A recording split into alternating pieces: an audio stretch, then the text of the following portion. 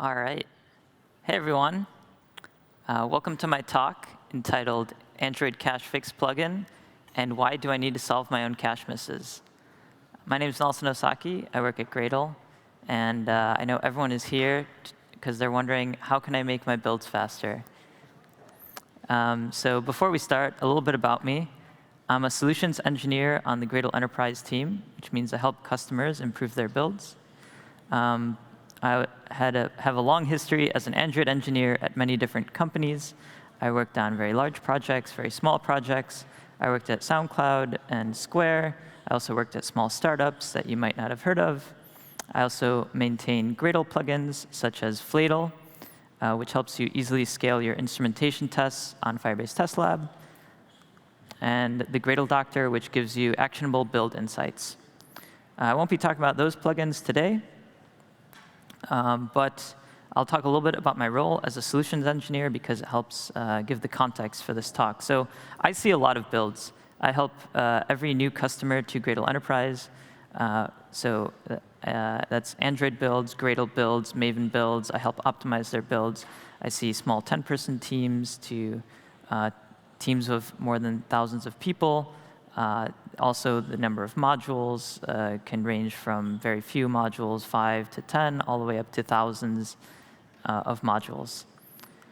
And so my job is to optimize and understand customers' build, increase build stability, preach developer productivity to these teams. But outside of that, I also, our role as solutions engineers, we help improve the Gradle ecosystem. Whenever we see issues with plugins that customers are using in their builds, whether it's a performance issue or anything like that, we help fix that on GitHub. Another part of my role is to meet with Google and JetBrains to help prioritize issues. So we're kind of like a first point of contact with customers of Gradle. And so when we see issues in Gradle builds, we bring it up to Google and JetBrains. And I mention that because that's kind of one of the premises of this talk and the Android Cache Fix plugin. So before I get into the Android Cache Fix plugin, why is it important? Why are fast builds important? So in Android development, you can work on features, and you can work on tech debt. Of course, there's a lot of other things, but that's usually kind of a trade-off you have. And in tech debt, there's, of course, many different kinds. There's refactoring code. There's migrating to new libraries, things like that. But there's also improving builds. And so slow builds are tech debt. And I'm here to argue that it always pays off to work on slow builds because, well, one, slow builds are a huge waste of time. There's, so here's a very small calculation. If you're just wasting 60 seconds on a build, you run 50 builds per day, you have 50 devs on your team, that's 40 hours lost per day, which is basically a work week, right? A standard 40-hour work week. That's not including your lost focus. We also have a ROI calculator that we use at Gradle, so you can plug in numbers and see how much faster you can make that build based on developers' salaries, how much money that will save you. That's usually used as a cost justification for using Gradle Enterprise. But anyways, the point is fast builds matter. And because you could hire 5 new people here without paying their salaries, right, if you just made the builds that much faster. So it always pays off because you're always going to be working on the build in the future. And it's easy to justify working on it because you can plug in numbers and see how much time it saves you. Right? It's easier than justifying migrating a library. Are you going to use this in the future? That sort of thing. All right. So another topic we have to cover before we get into what is the Android Cache Fix plugin. What is build caching? Just a very quick overview. Let's say you have a Java compile task. You have inputs such as source files, compiler arguments, dependencies. There's many other inputs to the build, or to the task. Whoops, that skipped ahead on the slide. But and then you have the outputs, which are class files, right? There's also other outputs, there's other inputs. And any task can be made cacheable. And yeah, that's how inputs and outputs work.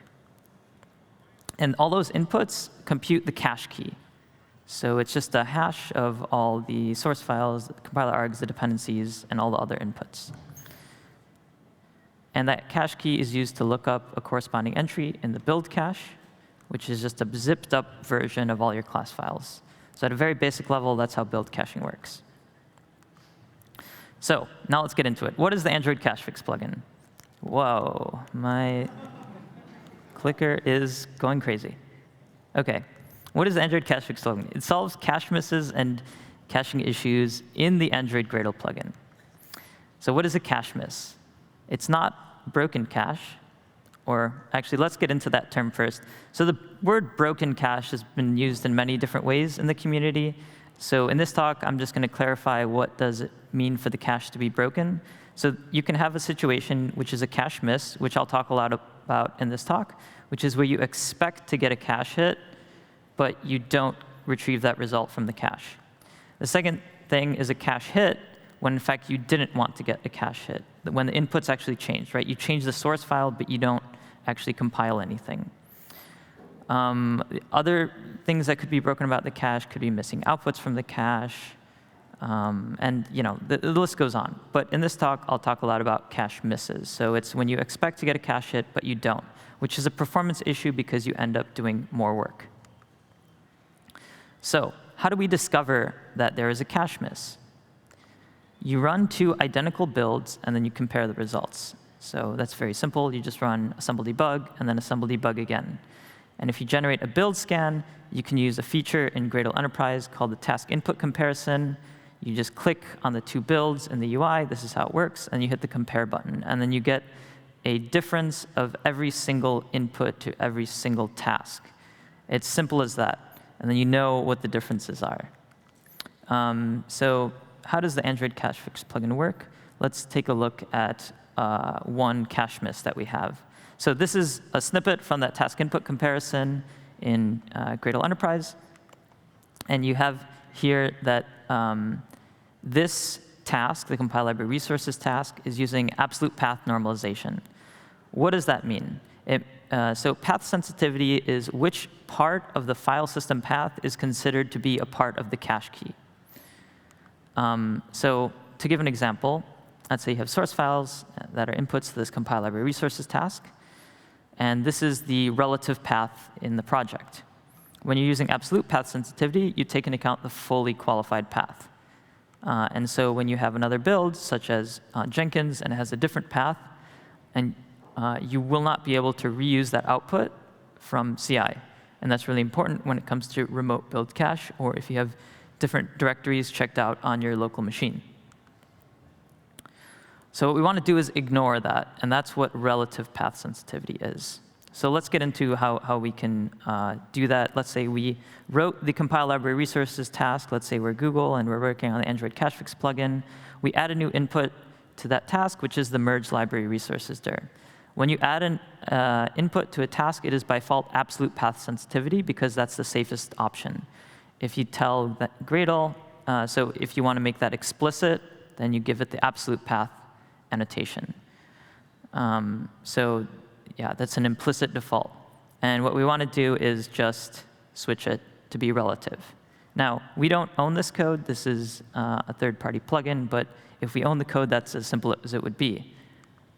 So the Android cache fix plugin works around this issue by doing some Gradle magic. This issue tracker is the compile library resources task, in case you're wondering. So we have this workaround class, which is part of the Android cache fix plugin. And we have an annotation at the top. We describe when that miss was introduced, because we don't want to apply the workaround to non-compatible Android Gradle plugin versions. We say when it was fixed. We have a link to the issue. We always file bugs. We work closely with Google, and we report these issues to them. And so that's the workaround class. Now let's get into the meat of the workaround class. How does this work? This is a bit of Gradle magic, which we call the 3-card Monty. It's also called Find the Lady in UK English, Das Kümmelblättchen in German, Jeu de Bonneteau, Gioco delle tre carte in Italian, and that is the Turkish version, which I won't try to pronounce.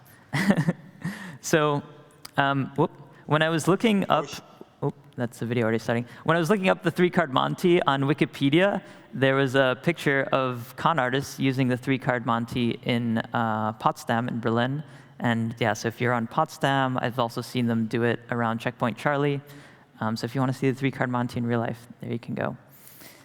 So what is a 3-card Monty? This is just a card trick. I'm just going to play a quick 30-second video. Three-card Monty. I have 3 cards. The first card is a joker. The second card is a joker. The third card is an ace. If you can tell me where the ace is, I'll give you $1. If you're wrong, you owe me $1. The ace is on the top. If I place it on the bottom, where's the ace? He said it's on the bottom. Wrong, you owe me $1. Try again. He said it's on the top. Wrong, you owe me $1. He said it's in the middle. Wrong, you owe me $1. Wait a minute, you don't even have an ace. Wrong, you owe me $1. So that's the card trick, right? So we're going to do this with Gradle, right? We call it the Gradle Monty. How does it work? So first, we add a new workaround property with relative path sensitivity to the existing task. Then we set a workaround property with the contents or the value of the original property. Then we set the original property, which has that absolute path sensitivity, to a dummy value, a non-existent file. Then Gradle will perform snapshotting, input snapshotting on the relative workaround property and the dummy original property. After snapshotting the input, we switch it back to the original property and give it back its original value. And then Gradle will execute the task on the original property.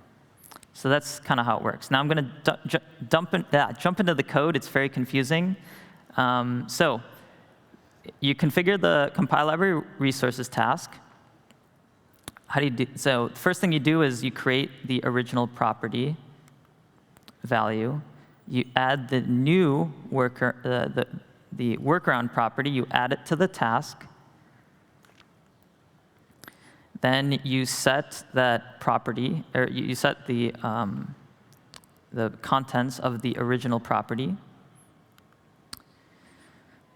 And then you add the dummy input to the task. And if you notice, this is inside a before task closure. So this is going to happen before the input snapshotting on the Gradle task.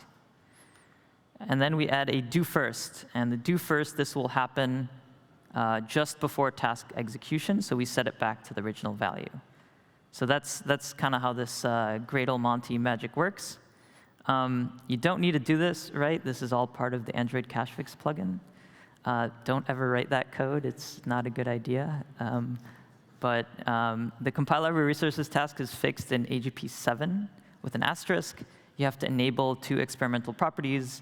And if you apply the Android cache fix plugin, it'll just print out a warning and tell you to enable these. So you don't need to write that silly code. So next, let's talk about the room cache miss. So this is one of my favorite topics to talk about.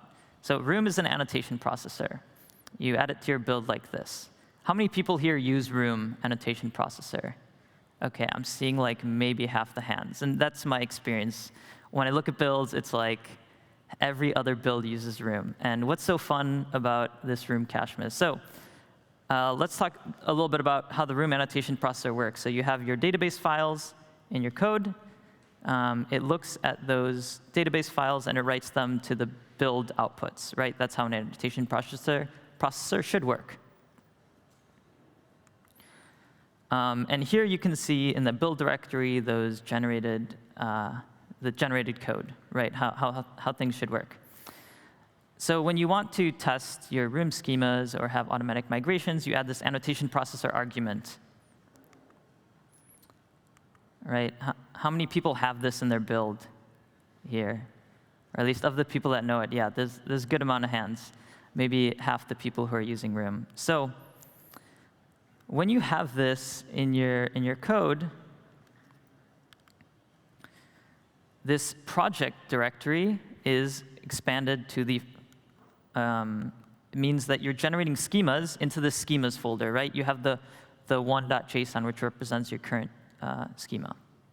That's what that does, right? So what does this expand to? It expands to your fully qualified path, which means that you can't use the same cache entry as Bob. It also means you can't use the same cache entry as Jenkins.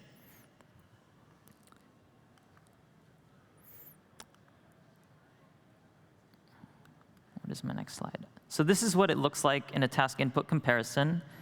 So for the cap task and the Java compile task, you're going to have a difference in the value property that is the compiler argument.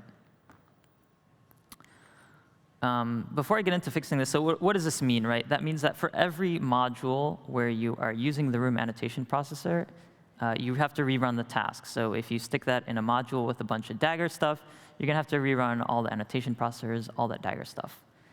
So yeah, depending on how big that module is, some people put in their app module, it has to rerun everything. So how do we fix this? There's a command line argument provider, which is an interface in Gradle provided to solve these specific types of arguments. So you have to override a method, the string arguments, and so if you pass in the directory, right, the scheme location directory, and set that as a property, this works similar to a Gradle task where you have properties.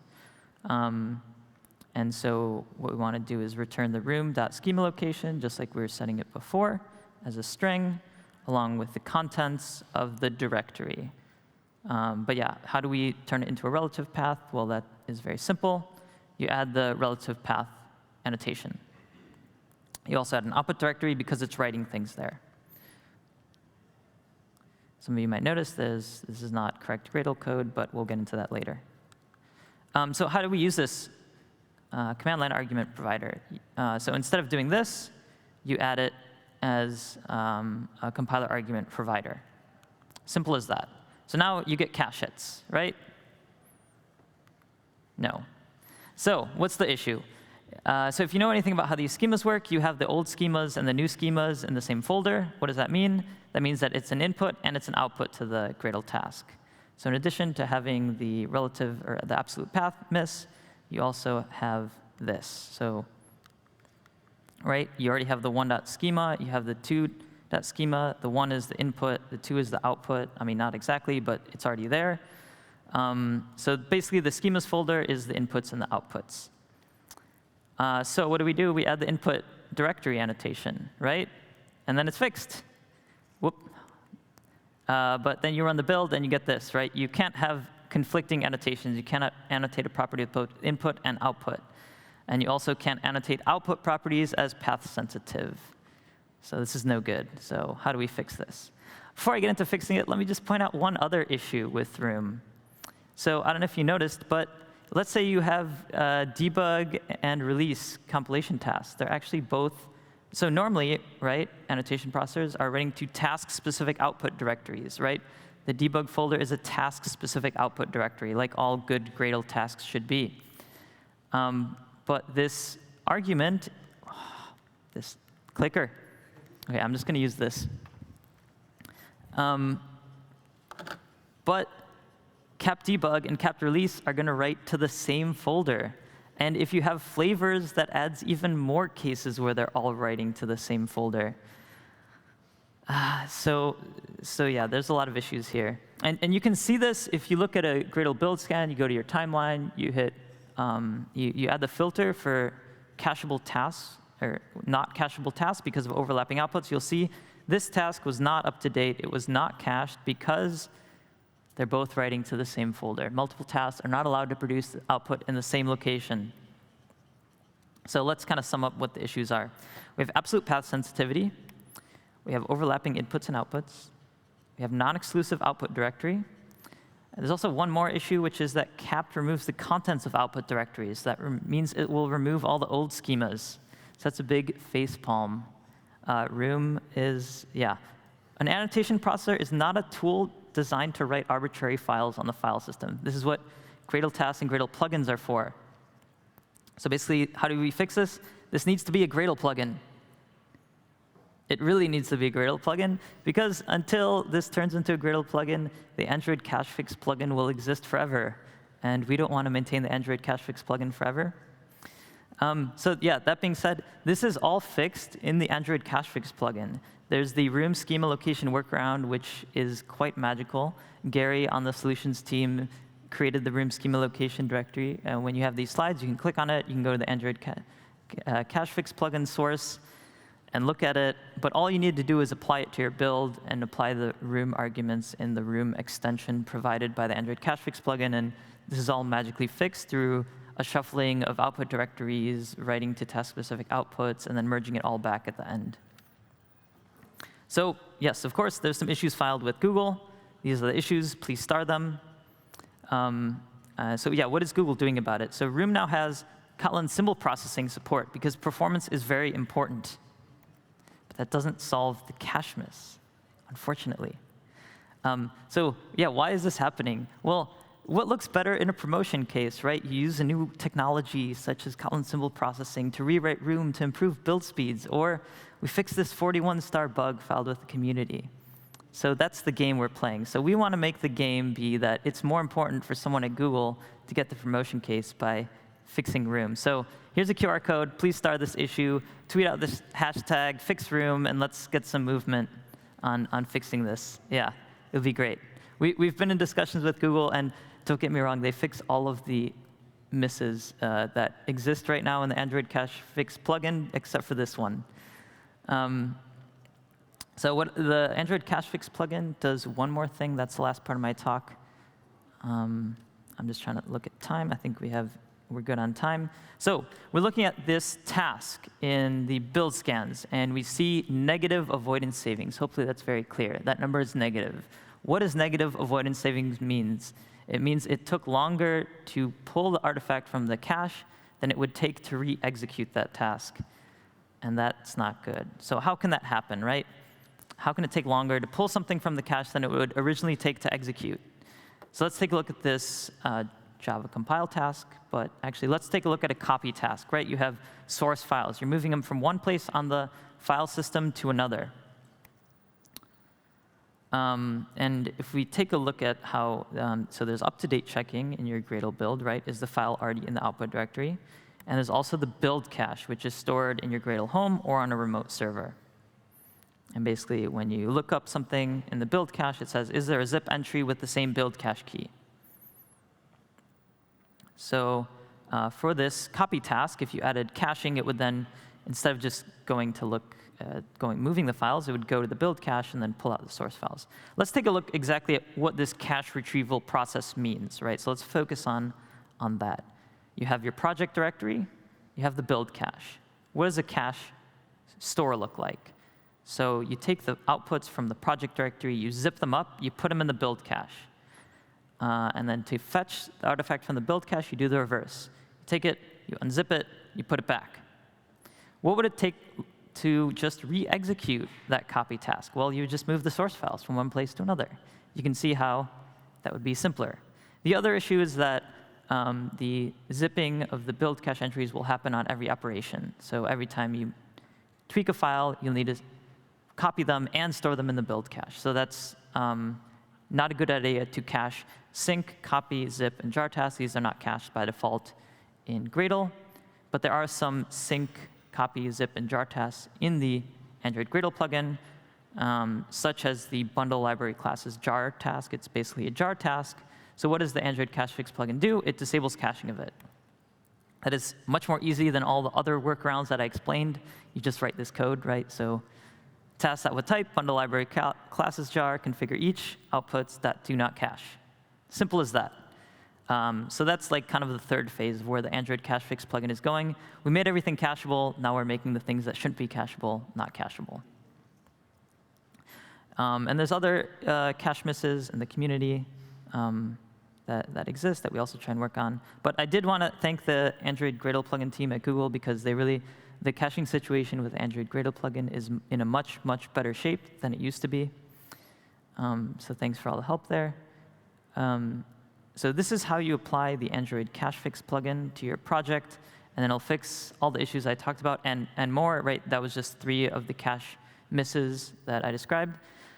One more thing to explain is why do we have the Cache Fix plugin if Google is going to fix all these things eventually? The other thing is we work with customers that are stuck on like Android Gradle plugin 3.5, which, yeah, it's 2 years old, but we want them to have all the cache fixes in their old builds as well. So that's another thing that the Android Cache Fix plugin does. It's compatible with Gradle Android Gradle plugin 3.5, Gradle 5.6, things like that. So since I'm on the Gradle Enterprise team, I did want to point out some very shiny new Gradle Enterprise features for Android. So the first is that you can find your slowest tests in the test dashboard. So if you're trying to speed up your builds, your CI builds, you can now filter for your slowest tests in the test dashboard. You can also see which tests are flaky with the flaky test insights. All you have to do is apply, there's another plugin, the test retry plugin, and you'll see that. But along, you might know this already, but there are no insights for Android instrumentation tests. Well, I'm here to tell you that is a brand new feature of Gradle Enterprise. You can now get your Android instrumentation test results in build scans. There's an additional step to do this. It's not quite fully automatic yet. But if you're interested in that, please come talk to me. We're testing it out in beta. If you want to see how these dashboards work, that's our website where we list out all the open source projects that use Gradle Enterprise. And you can click and see their Gradle Enterprise dashboards. Here's what one of those dashboards looks like. So here, if you just filter this column, you'll see your most flaky tests. On the right side, you'll see the mean execution time. What's also great about Gradle Enterprise is the entire UI is linkable. So if you copy that URL at the bottom, you'll go exactly to this page on our Gradle Enterprise instance, ge.gradle.org. I also made a bit.ly link because, yeah, obviously that's super long. But if you click that, you'll go right to that dashboard. All right, so yeah, before I go, please star this issue again. Did I mention we want this room thing fixed? Here's some resources on training. So we have Gradle trainings on our website. There's Build Cache Deep Dive, Intro to Gradle, things like that. There's also the Gradle community Slack if you want to ask questions about anything that you need. And then that's my last slide. So the Gradle Solutions team is hiring, of course, everybody's hiring. We're also hiring across the board at Gradle Enterprise and Gradle Build Tool for all sorts of positions, front end, back end, whatever you like, whatever it is. If you want to do a trial of Gradle Enterprise, just fill out the form. You can also talk to one of us. So I'm Nelson, I'll be at our booth.